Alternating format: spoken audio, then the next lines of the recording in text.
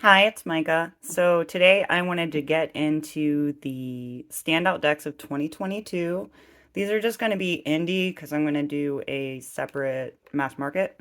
First off is Tarot of the Starbound Fantasia by Taylor Ellis. So I don't use this deck much yet because it's more thothy and I haven't studied Thoth, but here's some of the majors. And like, I will take this any day over the regular Thoth. Like, I love the vibrant colors. I'm not much of like the colored pencil look, you know what I mean? And these are just, they're really different. I like it a lot. I'll show you some minors too. Okay. So they're pips, but a lot of them are somewhat illustrated, so you get an idea. Still consider it a pip deck though. So yeah. Oh, and the suits are color coordinated. The wands are pink and purple, and I love that. So yeah, that's deck number one. The Divine Feminine Tarot by Kokorina. I I planned on working with this winter, but I haven't been reading cards much. I've been kind of out of it. Um but I did use this last winter, and it's a really good, like, peaceful right before bed deck. And I like the book. I don't know, it's not like heavy, but it's not like so much cutesy either. It's just like more of a take time with your thoughts and reflect on the day type of deck for me. It's beautiful though. Definitely divine feminine energy. Yeah. Tarot of the Cosmic Seed. I still can't get over these edges. Like, they're so good. And the backs. I like the colors in this deck, and it's like a little bit abstracty modern, but I don't know. I like it a lot. I'm going to say that a lot because I do. So pretty. I haven't seen this one very much being used, but yeah, the knights are all action and of the element. So instead of like a romantic dude on a horse, it's like a boat full of flowers. So definitely has a vibe. A little pippish in some, but I think it leaves space, you know? It's not as people heavy as a lot of the decks that I own, and I like that sometimes. Like, simpling it down a little bit.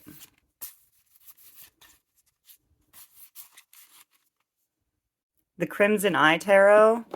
Here's the box. But this is basically an RWS clone, just a little different in the art style, which makes it a really quick fire reader. And it definitely has its own mood, you know? But I like it so much. It is limited color palette, and I know a lot of people don't like that, but I think you can lay out more cards without it feeling overcrowded. So good. So good. The Tarot by Caitlin Madison. So I really wish this deck was just a little bit smaller. I might have to trim off either the top or the bottom because oh my god, I love this card. But it's just such a stretch of my hands to hold it that it makes me uncomfortable, like shuffling. I could side shuffle, but I don't like to bend the cards like that way. I don't know. I need to figure out what to do because I feel like if it was a little bit more manageable, I would use it so much more. Like, I keep it in a pretty box and everything. Maybe it's expensive though. That's another thing. Like, it makes me not want to alter the deck because it was so expensive. But if she came out with like a more so like borderless version, like just this and then like a title or something, I don't know if I'd repurchase because gorgeous. It's a lot. It's a lot of money. But I don't regret getting it. I just have to figure out if I'm going to take the risk and trim it or not. Let me know what you think. Because, like, the cards are pretty self-explanatory in what they are. So these are going to be the only two oracles I have in this list. And I don't really read Oracle, but Ray's Serafina Barker created these two decks. This one's the Deep Place. They're similar. I have walkthroughs of them. But, like, man, the art. Like, I need to pull this out more, even if I just look at it. I did get art prints from her. I still need to buy a frame and hang them, but it's just so pretty. And there's a lot of cards, you know what I mean? There's a lot. I think there might even be more in the word list. I can't remember. So, yeah. And the second Nature Tarot, I still haven't seen any deck that quite compares to this. Like the level of detail, and it's just, you see that? Like you can see the fur on it. Like it's crazy. It's beautifully well done. I hate that I don't see this deck being used because I don't know, man. I think this would be another like nighttime or maybe like morning deck, but because like of the background, but the colors are still like really vibrant. It's peaceful. I don't like this card. It doesn't match illustration wise, but anyway. It's like serene and you can it's fairly gentle, right? These cards don't like beat you up, but so sweet. It gives you that space to breathe a little bit. Like if you're using a hard-hitting tarot a lot and you're like, I need a break. This is a good break deck.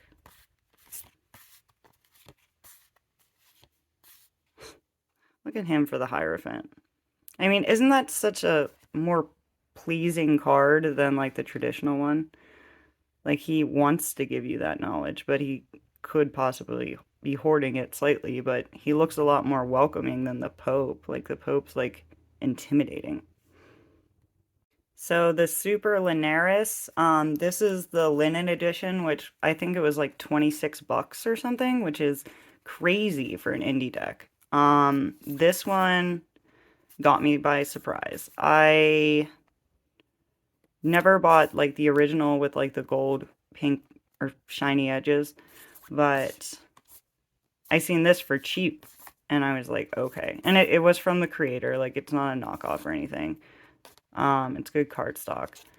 But yeah, this one was definitely a surprise and a pleasure to read with. It's an easy shuffle. I don't have a lot of decks with a ton of diversity, so like that's good. It's just, it's a lot better than I expected. Like the detail in the clothes, and it still has like a painting effect, even though I think it's just computer manipulated, but it's really gorgeous. So, yeah. The Triumphi De La Luna by Patrick Valenza. I've said it before, I like this deck. I really feel that it gives a lot more personality than a standard RWS. And the characters, they have so much more emotion that I like to read this for my interactions with others, basically. Like, whether it's work colleagues or friends or like whatever. I feel like it's just good for interactions and situations. I wouldn't pull this deck for like, what should I be doing today? You know? I ask it juicier questions than that. She's a juicy deck. Grimalkin's Curious Cat Tarot. So this is cute deck time, right? I edged mine in like a tealish blue. This will probably be my forever cat deck. I don't think I need anything other than this. You know? It's so good and sweet. Like, look at these eyeballs. What are you kitties doing? It's just, it's amazing.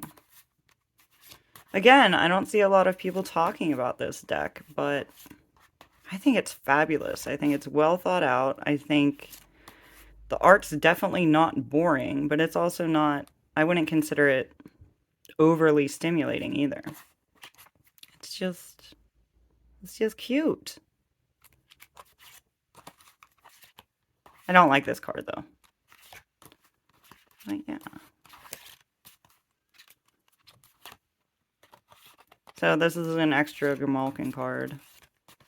But oh, and Unity. I'm trying to like end on a card that I really like. Okay, well that's cute. I like orange kitties. I'll leave it there.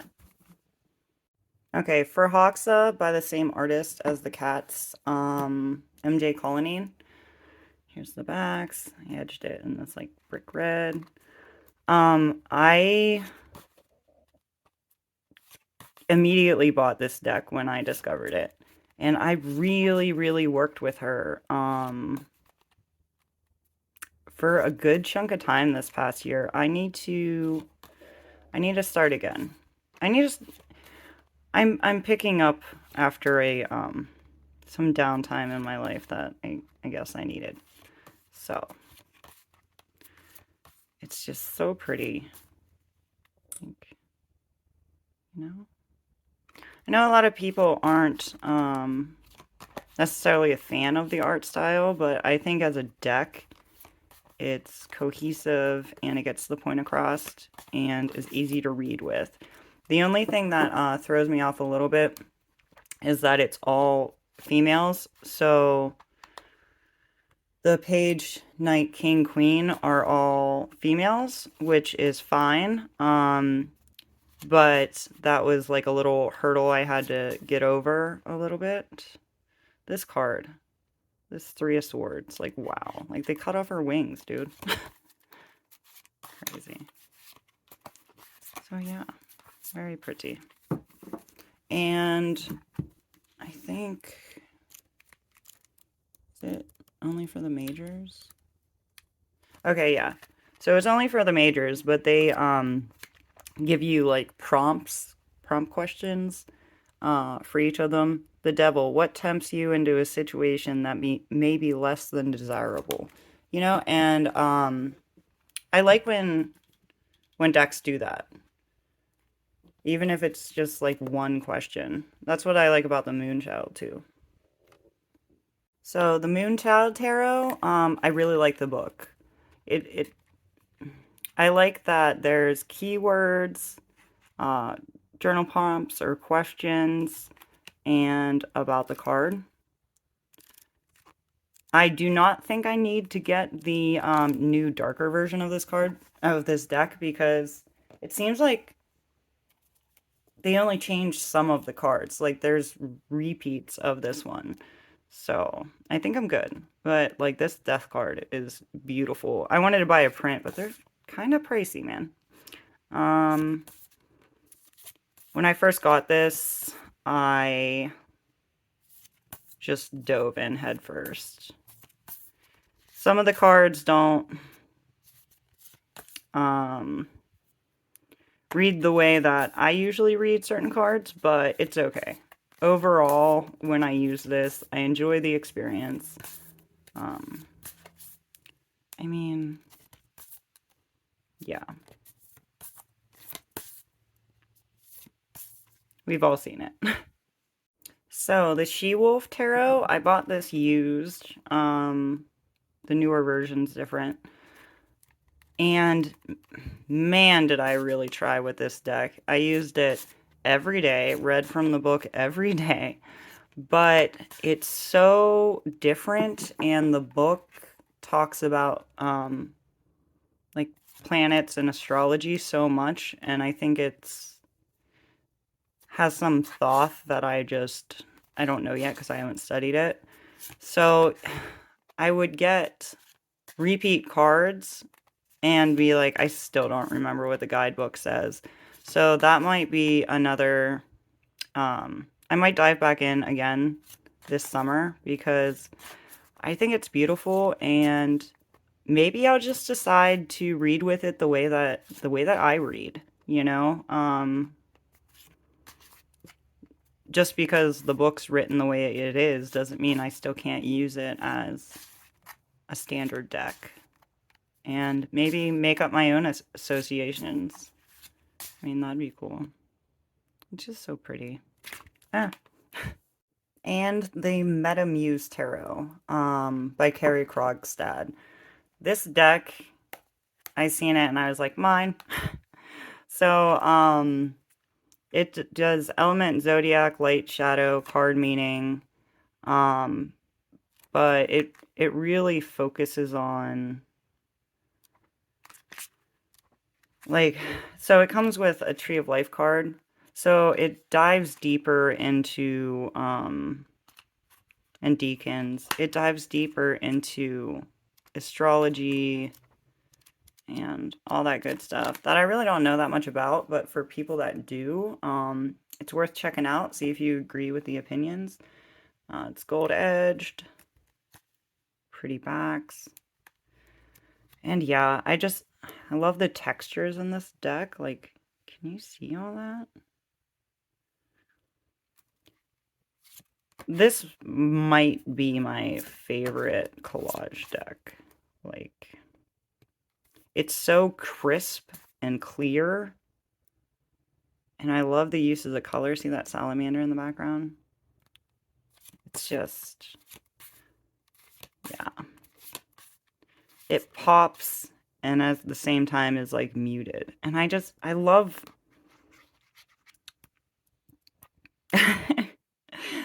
the backgrounds and like the tapestries and stuff they chose. Like, look at that lion. Like, how good is that? And I don't know. The composition is done very well, in my opinion. And there's so much thought put into everything. Like, there's like the audience chairs. This looks like a stage. This kind of looks like uh, a merry-go-round. Is that what I'm thinking of? Wait, is that the thing you spin or the thing with the horses that you wind up or can ride? Whatever. A carousel, I guess. Um, I think it's cool. She has she has the symbology in the cards that are in the RWS, but sometimes she just adds a little bit more, and I'm here for it. That. So, yes, I love, this is like one of my favorite colors, this like salmon.